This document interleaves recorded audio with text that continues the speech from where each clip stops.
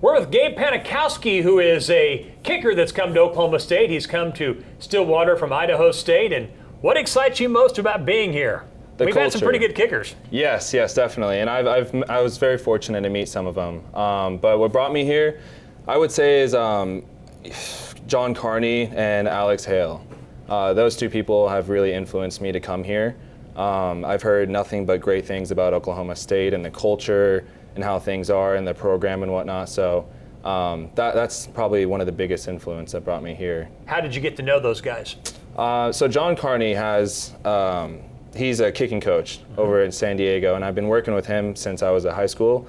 And he has produced so many wonderful kickers. And one of the kickers that you mentioned, like Matt Amendola, Alex Hale, Young Oku, all the great kickers have come through him. So, that's just, we're a small group of kickers, and it's a small world and whatnot. So.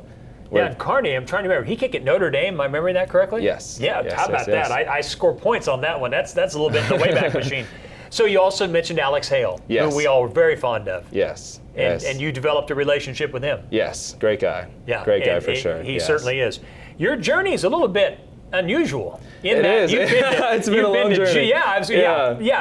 Riverside Community or junior college, and then Idaho State. So yeah. Yeah, it's been a process for sure. I was at Sacramento State, then I left Sacramento State, and then went to JUCO, did that for a little bit, and then was very fortunate enough to go to Idaho State, and then had a good year, and then now I'm here. I'm very glad. So did you make some pretty big steps in your kicking career, if you will, as you went from one stop to the other and continued to work with John Carney? Definitely. It's because it's such a big process, you kind of look at yourself in the mirror and you have to ask yourself what you want out of this process. A lot of people, they want the destination and not the journey, and the result over the process. So I really looked at myself in the mirror and asked if this is what I really wanted. And you can't have one foot in the door and one foot out. You got to be all in. Especially if you're kicking. Especially if you're kicking, yes. Especially if you're kicking. I couldn't resist. Yeah. I couldn't help myself. Especially if you're kicking. So it's something that I really want, and I want to be the best at it. What's the balance for a kicker between understanding you have to be technically sound, but also not overthinking it? It takes a lot.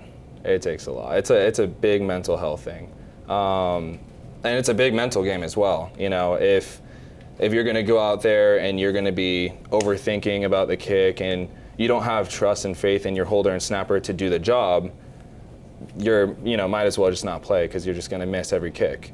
But I've throughout my college career been very fortunate to have amazing relationships with my holder and snapper and my teammates. And I'm sure you've heard the saying, it takes two to carry a couch. So just the same with kicking, it takes a holder and snapper and a D lineman and whatnot. It takes all of us. It's a group effort to execute the mission and making a field goal. What have you found to be the most helpful ways to train your mind? And when I say that, you don't do much, then the game's on the line. Yes. And there's a lot of pressure that comes with that. What have you done to train yourself mentally to manage that? I was wanting to gatekeep that one a little bit. Don't want to well, you still can. No, but I'll play ball. So some of the things that I do personally is I'm a huge manifestation guy. I have a notebook, and it has hundreds of pages of just me writing every single day that, positive talk, I am worth it, I've made my kicks. And sometimes you have to lie to yourself, even if you didn't have a good day. Just saying, I was perfect today, and lying to yourself, then, over time, you're going to start believing that lie that you are perfect. And then you are going to go out there and be like, oh, I was perfect, even though I wasn't, but I said I was, so I'm going to go execute my mission. When I go out to kick by myself, I play stadium crowd noise. Really? Yes, I blast it as loud as I possibly can. And I'm a very visionary guy, so I either close my eyes before I kick the ball, and I imagine there's hundreds and thousands of people watching me before I kick the ball, or I just really just embrace myself into the kick, and I just imagine I'm in a game situation where it's a game-winning field goal and everybody's dependent on me and I just kick the ball. So, something that I always like to say is that whenever you go out there and kick, you have to kick with purpose, always. Every single kick, no matter what you do, from the warm-up all the way till the end, it has to be done with purpose. You can't overmind one of the kicks, or else you're not going to be great. Yeah, it almost sounds like you have the right imagination for it, in that yes. different conditions call for different things. Yes. And so you have to have an imagination, right? Exactly, and you need to believe in yourself too. You got to believe in yourself, and you got to be crazy. You got to be crazy. So it's true.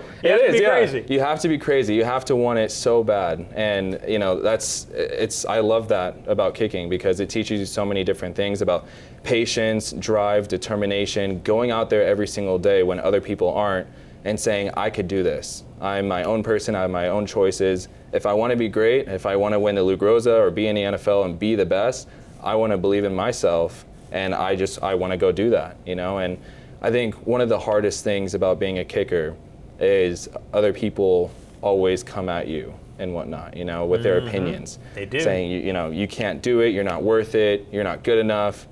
You always got to block out the noise as a kicker. And when you learn the lesson of just having the complete silence of the outside noise, and you only listen to your own thoughts, it changes everything. Yeah. Changes absolutely everything. And I believe in that in life as well.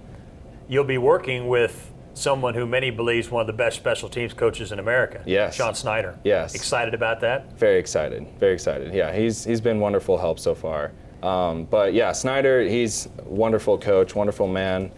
I owe him everything. And for the people that you have relationships with and whatnot, that's what also drives me too. I've had neighbors and coaches and teachers and everybody who've supported me, and I've been very fortunate enough for that. And that's one of my biggest drives that I want to do good for. And Coach Snyder, obviously, that probably played some role in your decision. Major, you knew he was here. Major, yeah. Yes. Understandable. Definitely. Final thought, you're not the only athlete in the family. Nope. No, yeah. It's a pretty athletic bunch, huh? Oh, yes. My mom was a tennis player, and she actually almost went professional. Oh, wow. She unfortunately tore her ACL, so she had to stop. But very athletic family, for sure. You have a brother that's a tennis player, is that right? Yes, brother that's a tennis player. Sister plays field hockey. My older brother, he played basketball. And he was very good at it, yeah. So yeah, that's serious. Yeah, oh yeah. And then, you gotta have other hobbies as well. But yeah, I love to cook. I was gonna say, what are those? Yeah, you like to cook? I love cooking, yeah. I cook every night. What do you cook? I cook, so I have like a lemon pepper asparagus with some smoked steak, roasted potatoes, lots of fruits, mango, kiwi. I like the yellow kiwi. That's my favorite. Wow. Or pastas, really any type of dishes. I do pulled pork sandwiches and whatnot. Yeah, so I invite some of the specs over, and we have a big feast and whatnot. Yeah. I've tried inviting some of the coaches, but we're on standby right now. Yeah, that's okay. Well, I'll be over tomorrow night. Yeah, we'll be over tomorrow night. I'll see you tomorrow night. Yeah. But hey, Pocatello, you're more than welcome to come on. In Stillwater, come on down. Oh, hey, we're glad you're here. Really excited. Thank you for sharing your story. Yes, we look thank forward you so to much for watching you having play. me. Yes, and this is going to be a season to watch, so everybody stay tuned, and I'm going to surprise you, and the whole team will as well. We've worked very hard, and we're very excited to show our efforts and what we've been putting in, and trusting ourselves in Coach Glass and Coach Gundy and whatnot, and the whole coaching staff. We're all excited to show you guys what's going to be the new Stillwater Pocatello. We look forward to it. Yes, sir. That's Gabe Panikowski. Thank you.